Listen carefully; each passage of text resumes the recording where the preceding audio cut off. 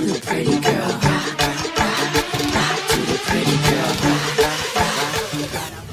Hi guys, welcome to my channel. My name is Kenna and I'm a Cameroonian content creator based in Douala, Cameroon. Thank you very much for clicking on today's link. So how have you all been? How is everything going? I hope everyone is doing good and fine. I feel like it's been a long time since I asked you guys how you were. So how is everybody doing? Please, I hope you're fine. Let me know in the comment section. So today I want to talk on a sensitive topic. This is something that I don't know why I've been thinking a lot about of recent, and those the things you need to do before you get married, guys. I feel like sometimes a lot of people will talk about what you have to do, but I feel like I hardly hear people talk about these things I'm going to talk about in this video. So I was just like, Kenna, maybe you have been feeling like you have been thinking about this thing, or you have been basically thinking about this thing because there's somebody who wants to hear this. So I'm just going to go ahead and do a video about it. So I'll be talking about what you need to know before you get married, what you need to do as a woman. This one is for women, what a woman like you as a young woman you're supposed to do before you get married. Okay, and I don't even know where to start, but normally in our society we all know that in this society, in our African society, in our Cameroonian society, growing up, they just make you to feel like a woman's end goal is marriage, blah blah blah. Yeah, we all know that. So that's how they've really programmed us, like, okay, my dear, you go to school, after school you get married. And I feel like majority of us African women, our minds are just programmed like that. So you see that when we get mad, like, okay, let me say the highest level of education for the average Cameroonian or African woman will be like a degree, right? So after women have their degrees, you just see them, the next thing on their mind is marriage. Okay, some people, if the marriage is not coming on, they go to masters and all that. But you see, for guys, it's never the same thing. When a guy finishes, obviously he starts looking for work, he starts struggling to hustle and things like that. And I feel like that is a culture that it would be really nice if we brought up all our kids to think like that. It shouldn't just be the men. And I feel that because of the way they have programmed women, a lot of women just feel like, oh, after school, it doesn't matter whether I have work, it doesn't matter whether I have money, I just have a savior, that somebody is there that's going to take care of me. So a lot of girls, after they finish school, if things are not working, very few of them try to make money on their own. A lot of girls just decide to just sit looking pretty, staying on the internet, hoping that one man will click and finally start talking with them and get married to them and blah blah blah blah blah blah. Yeah, that is it, because of our mindset. And I feel like it's so sad, because the first thing I think you should do before you get married is be financially independent. You need to be financially independent. I'm not talking about having millions in your bank account or whatever. Just try to be financially independent. Try to have a job, try to have a side hustle, not side hustle. Try to have a hustle. Just try to have something that is yours. That thing, a lot of people will undermine when you're still single, but it boosts your confidence a lot when you're in a relationship, when you're married, and you know that if something happened to this my husband that has this good job, I can at least remove 500 and give that, okay, we'll eat this today. If my husband is in difficulties, I can remove something from my purse and give. And I can remember very well, my dad said this thing to me when I was about to get married. When I told him I was getting married, you know the first thing my father asked me, I was actually shocked or surprised. I was, because he was like, Kenna, why are you hurrying to get married? And I was like, oh, because I was 27. Inside my head, I'm like, oh my God, I'm not old. How can my father be asking me that? He was like, why are you hurrying to get married? Why don't you tell this guy, if he loves you, he should wait. You try to be financially independent. Try to have something stable doing, and then you can start thinking about marriage. Yes, you have a job. They're paying you 100K, but how much can you save from that 100K? You should talk to this man. If he loves you, he should wait. And I was like, Daddy, I'm in love. I'm in love. I'll not go hungry, because like I said, they are programmed our minds that way. So I was like, no, Daddy, I'm in love. Like, I love this guy. He has a job. So even if I don't have a job, it doesn't matter. No. You need a job. You need something. You need that it boosts you. A lot of people don't understand this, because when you're in a relationship, when you're in love, or you're dating a rich guy or something, you're just like, no, but even if I don't have money, it doesn't matter, my dear. It's not about the money, it's about it boosts your confidence.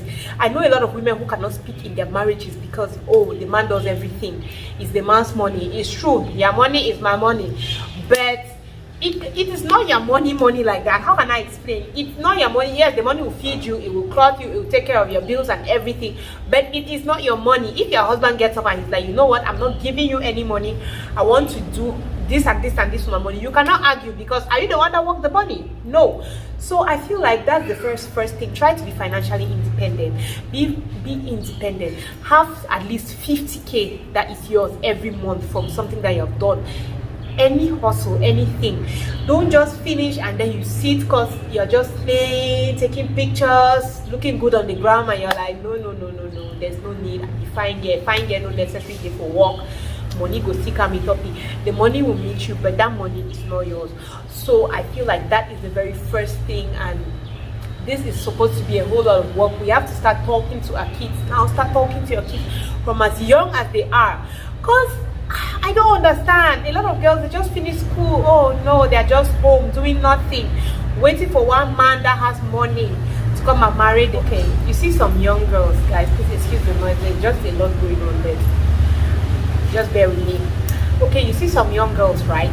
You see the house that they live in, the money that they are eating per week or per month, when they're not making any money. And I'm just like, you're just being stupid. Like, okay, you have somebody that is sponsoring your life, what can you do? Save up. Like, save up. I cannot tell you how important it is to save up when you're young, guys.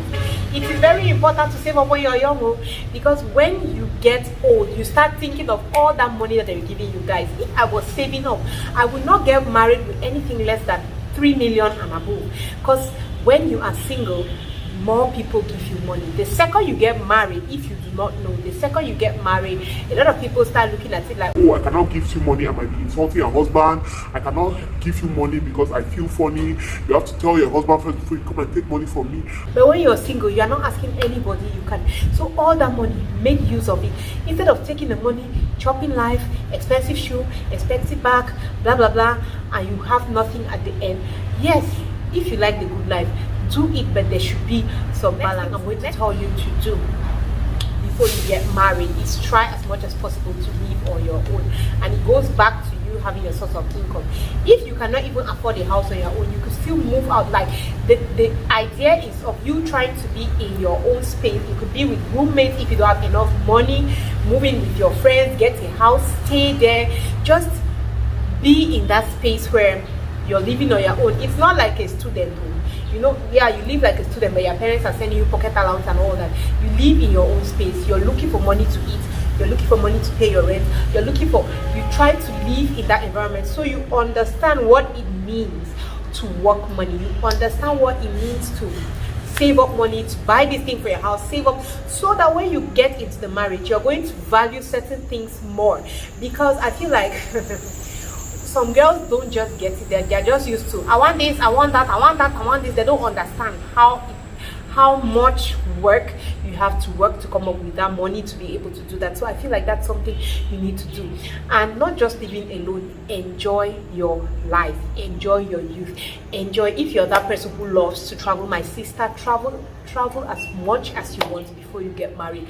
If you're that person who likes to hang out, want to party, enjoy. I feel like, especially when it comes to have parties, clubs and things like that, you want to ensure you want to enjoy yourself. Enjoy like me. Enjoy until you get tired, so that by the time that you're moving into your husband's house, nothing will be shaking you. Don't be like those people who hurry up, they get married, they have not enjoyed their life, they have not enjoyed their youth, they have never lived alone, and then they get married after having 1-2 children. They start like, oh my god, I did not enjoy life. It's like they're in a crisis. They want to go out there, they want to do. See, enjoy your life. I will keep saying this. I'm the ambassador of encouraging people to go and enjoy their life. Enjoy your life. Live the best life. Live your best life while you are single and while you are young, so that by the time you are getting into your marriage, you are already level-headed. Those things don't shake you anymore. Oh yeah, you could want to go out, you go out just because you want to. See guys, me for you to be able to keep me out of my house now as we speak at this my age, for you to be able to keep me, you have to be super interesting. As in, you have to be giving me hot gist back to back. You have to be doing things that are interesting me, because trust me, staying after 3 hours, I am going to my house like, what do you have to offer? I'm just done. Like all those days that I just want to sit outside, like now for me to go and sleep on my bed, I just want to sit and be looking out, like just looking at places. Like I don't even get it, but yeah, I'm done with that. So you want to enjoy your life, you get to that extent. But I know there's some people who enjoy till they're dying. I have friends that are, I'm just asking them, like, you don't retire. But you want to enjoy it while you're single, that nobody's telling you, hey, don't go out, you cannot do this, you cannot do that. Enjoy it, because when you get married, even if your husband is not holding you back, there are times that you want to go out that you cannot go out because there's nobody to take care of your kids. You want to sit with your kids. So enjoy your youth. Enjoy being single. Be single, like don't date anybody, don't be in any relationship, sit alone, enjoy that point. Date people, enjoy it, just enjoy yourself, because so that when you get married, you're entering into the marriage, you're like, okay, everything behind me, I am here for this marriage, I am ready for this thing. Another thing I'll tell you to do is get to know yourself better. Okay, that's why all this process of you living on your own and all that, you get to know yourself better. You get to date people. I'm not talking about being in relationship with people. I mean like date people, experience different kind of people, date different people, see how different people think, how they see life. That is going to help you come up with your own way of like how you see life, you understand. So you want to talk to people, be open, like interact with people, mingle, socialize, so that you get to know yourself and know yourself well. When you get to know yourself well, you get to know things like what you can tolerate, what you cannot tolerate. See guys, I know so many women who are in marriages, they don't, if you ask them what is a deal breaker for you, they do not know, because they are just like, they'll just be tolerating. I feel some of those women, they're going to know what they can't tolerate when they get there. At this point, they're just like, I'll just be taking anything that is coming, as long as it's not killing me, let me just be trying, let me just be taking it. When we get there, we'll get there. You want to know what you cannot tolerate. You want to know what you don't like, what you like, how you like things to be. Know yourself and know what will make you happy, what you get tired of. You want to know all those things about yourself, so that when you're getting into a relationship, you're stating things as you want them to be, not like you're dictating, but you can talk with your partner like, I don't like when things are like this, I don't like. So your partner tells you what they don't like, you tell them what you don't like, you tell them your deal breakers and things like that, so that as you are moving into the relationship, you're understanding that, okay, this is how he is, I don't want to do this because I know that he will not like it.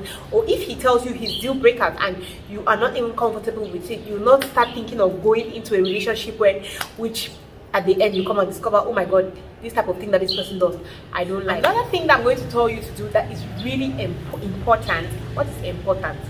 Another thing I'm going to tell you is just that build a solid support system. Marriage, no be biscuit. Marriage, no be biscuit. Marriage is not easy. There are going to be times that you need a support system. There are going to be times that you need a shoulder. That is not your husband. That is when your main shoulder has broken you. You need your support system to be there.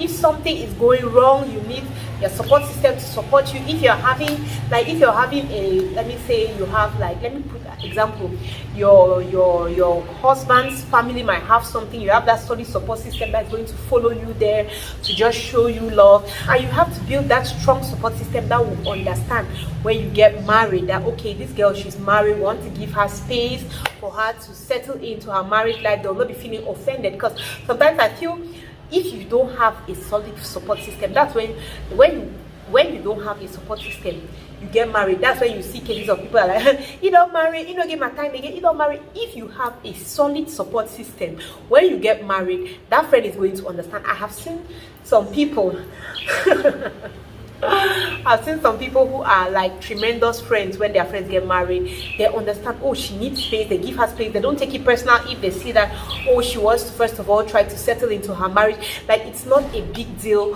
After that, they still communicate. So you need that solid support system, whether it's friends, family, like just loved ones in general. You want to create a strong support system, and you can only build that. You can, let me not say only, you can build that before getting into the marriage, so that even by the time you're getting there, your husband already knows that this one has a strong support. She has people standing for her. I cannot just come and be acting like a madman because she has a strong support system. We need that. Last but not least, which is very important as well, is you want to find hobbies that you can do. You need hobbies of your own, like that thing that is your own. Develop hobbies. If you don't have any, just be trying different things, and then you see what you really like. That thing that is your getaway space. See, trust me, guys, my hobby, watching movies. I cannot tell you how many times watching movies, listening to music has just calmed me down in this thing called marriage. I cannot tell you a number how many times it has happened. There are so many times that I get stressed with marriage wahala and things like that, and all I want to do is just watch a movie. When I watch a movie, it releases a lot of my stress. So you want to find that hobby. It could still be sewing or cooking or anything. Like, just try different things. You find that thing that gives you peace, that gives you happiness, that pastime that is just that your thing, that it doesn't necessarily have to be with you and your partner, just your thing that you do on your own. You just sit down and do it, and it makes you happy. You want to develop a hobby, because that hobby is going to calm you down in times of stress. It's going to make you smile. Like, when I'm just too stressed and I'm thinking, oh, I'm angry, I just put a movie. It just calms me down, especially a movie or a series that I really like. I just watch it. It calms me down. I forget my stress and I feel better. So guys, there you have it. I hope that this video inspires someone. I hope that you learned one or two things from this video. If there are video ideas that you think you want me to do, please let me know in the comment section. You know I'm open. Tell me what you think about my points. If you have more points to add, in fact, let's discuss more in the comment section. Thank you very much for watching, and I am going to see you on my next one. Love you. Bye.